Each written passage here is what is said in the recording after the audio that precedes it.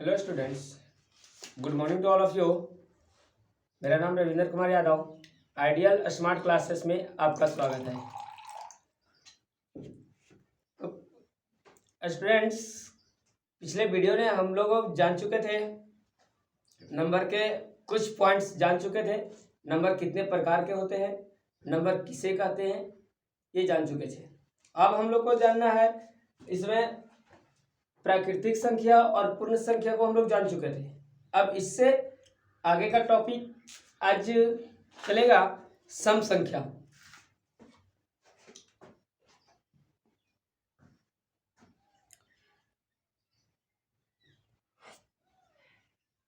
सम संख्या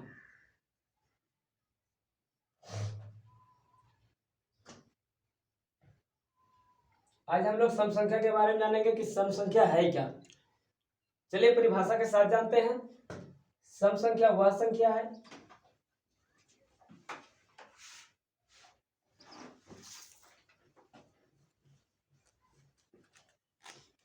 सम संख्या वह संख्या है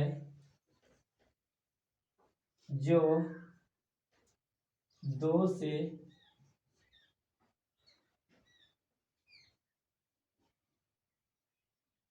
पूर्ण रूप से विभाजित होती है।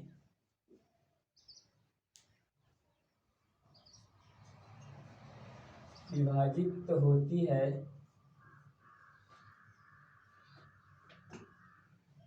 वह सम संख्या कहलाती है।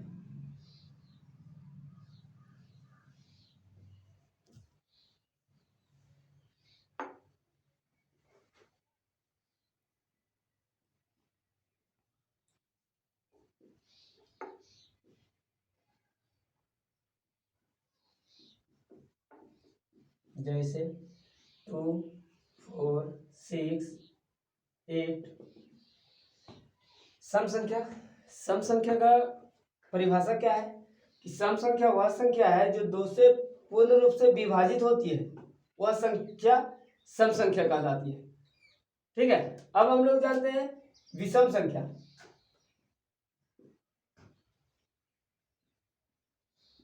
विषम संख्या विषम संख्या किसे कहते हैं, इसको भी हम लोग परिभाषा के साथ जानते हैं। इसलिए क्योंकि हम लोग मैथ का बेसिक से चल रहे हैं और हम लोग को विस्तार से चलते रहना है। तो विषम संख्या किसे कहते हैं? तो विषम संख्या वह संख्या है विषम संख्या वह संख्या है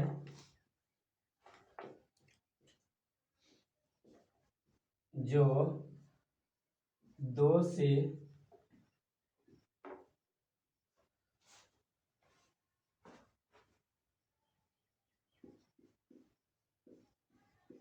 पूर्ण रूप से विभाजित नहीं होती है।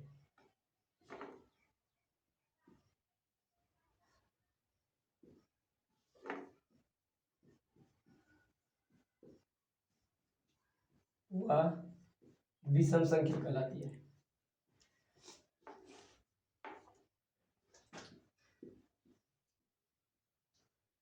विषम संख्या कहलाती है।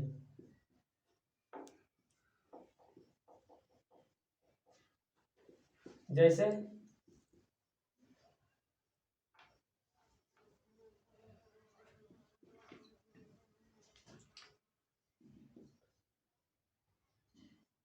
1, 3, 5, 7। ठीक है। विषम संख्या वह संख्या है जो दो से पूर्ण रूप से विभाजित नहीं होती है। कहने का मतलब है विभाजित नहीं होती है, मतलब दो से पूर्ण रूप से भाग नहीं लगता है। ठीक है। उस संख्या को हम लोग विषम संख्या कहते हैं। उस संख्या को हम लोग विषम संख्या कहते हैं। विषम संख्या वह संख्या है जो दो से पूर्ण रूप से विभाजित नहीं होती है। उस संख्या को हम लोग कौन सा संख्या कहते हैं? विषम संख्या कहते हैं। क्लियर। अब हम लोग जानते हैं 5 स्टेप में क्या था? पूर्णांक। पूर्णांक के बारे में हम लोग जानते हैं कि पूर्णांक किसे कहते हैं, पूर्णांक है क्या, उसके बारे में हम लोग जानेंगे। ठीक है,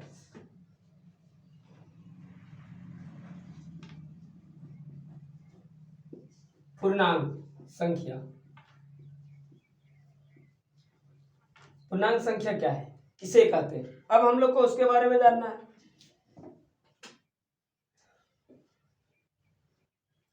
अब इसके बारे में हम लोग परिभाषा के साथ, जिस तरह से सबका जानते आ रहे हैं वैसे इसका भी परिभाषा के साथ जानेंगे।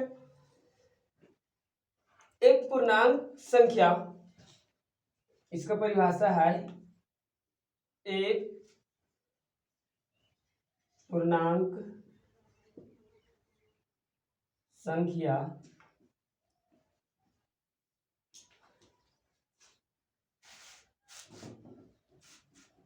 एक पूर्णांक संख्या एक पूर्ण संख्या हो सकती है। एक पूर्णांक संख्या एक पूर्ण संख्या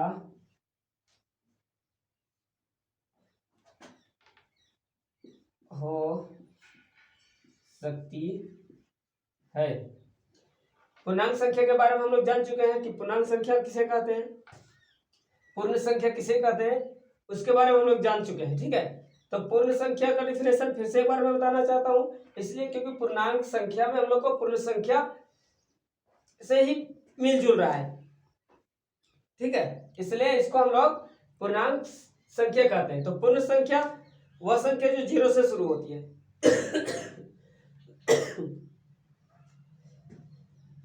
तो पूर्णांक संख्या वह संख्या एक पूर्ण संख्या भी हो सकती है।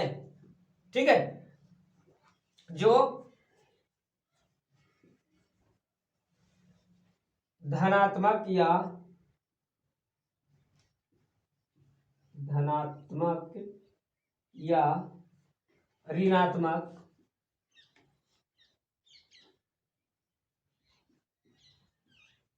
धनात्मक या ऋणात्मक या शून्य भी हो सकती है। शून्य भी हो सकती है।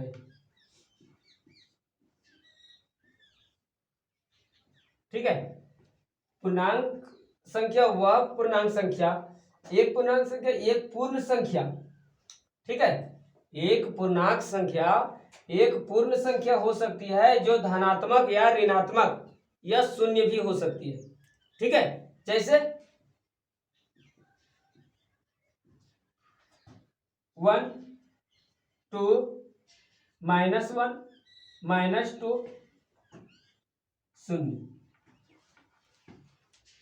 धनात्मक संख्या वह संख्या होती है जिसमें, कहने का मतलब यह है कि या तो वो संख्या ऋणात्मक हो या तो धनात्मक हो, लेकिन वो संख्या क्या होनी चाहिए, पूर्ण संख्या होनी चाहिए, पूरा होनी चाहिए। ठीक है, उसको हम पॉइंट में नहीं लिख सकते हैं। जो संख्या पूरा हो या ऋणात्मक हो या धनात्मक हो, उस संख्या को हम लोग पूर्णांक संख्या कहते हैं। क्लियर? अब हम लोग जानते हैं अभाज्य संख्या।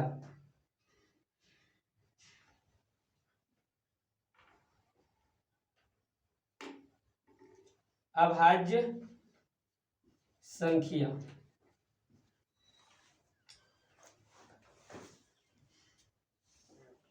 अभाज्य संख्या किसे कहते हैं, अभाज्य संख्या है क्या, अब हम लोग इसके बारे में जानेंगे कि अभाज्य संख्या किसे कहते हैं।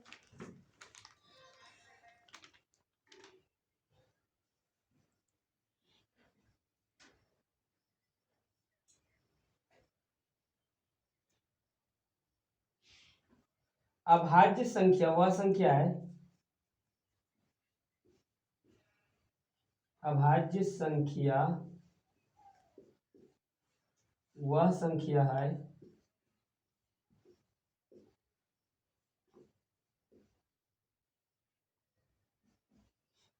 जिसके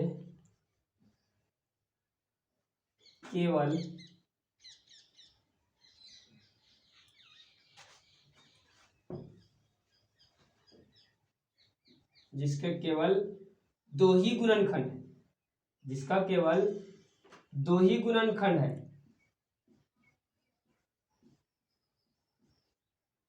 दो ही गुणज,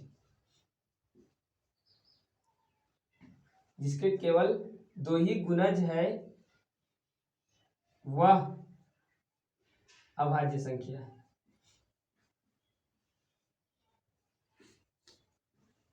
अभाज्य संख्या है, ठीक है। जैसे में हम लोग लेते हैं,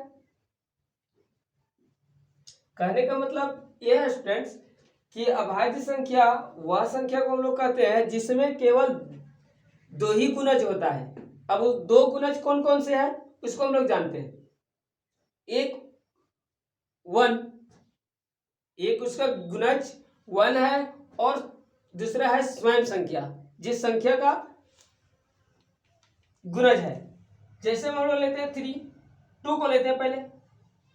टू भी एक अभाज्य संख्या है और भाज्य संख्या दोनों है। तो अभाज्य संख्या टू क्या है कि टू वन का गुणनखंड है और टू का है, ठीक है। थ्री, थ्री अभाज्य संख्या है। थ्री किसका गुणज है? वन का है और स्वयं संख्या हम लोग लिखे, ठीक है। अभाज्य संख्या वह संख्या है जिसके केवल दो ही गुणज है, वह संख्या अभाज्य संख्या है, ठीक है। फाइव, पांच क्या है? ये भी अभाज्य संख्या है, इसका भी दो ही गुणज है, एक वन है और दूसरा स्वयं संख्या है। ये क्या है? अभाज्य संख्या है, ठीक है। अब यहां तक आप लोगों को तो समझ में आ गया होगा। इसे आप नोट कर लीजिए या फिर स्क्रीनशॉट ले लीजिए। 10 सेकंड का टाइम दिया जा रहा है आपको स्क्रीनशॉट के लिए।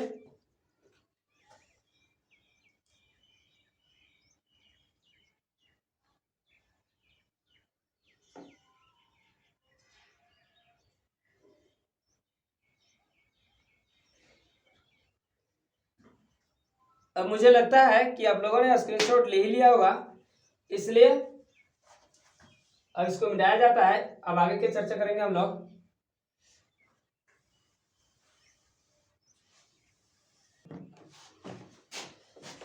अब हम लोग जानते हैं भाज्य संख्या।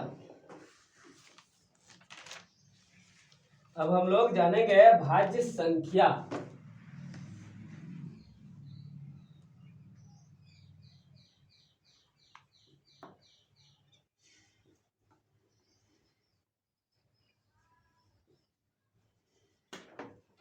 भाज्य संख्या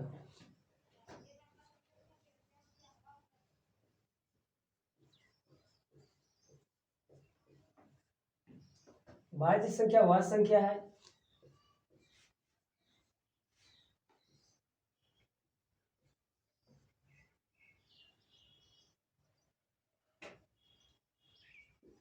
जिसके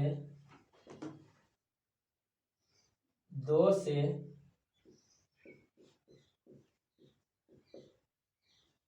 अधिक गुणज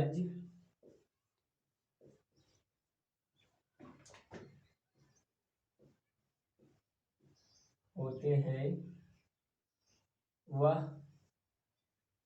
भाज्य संख्या है।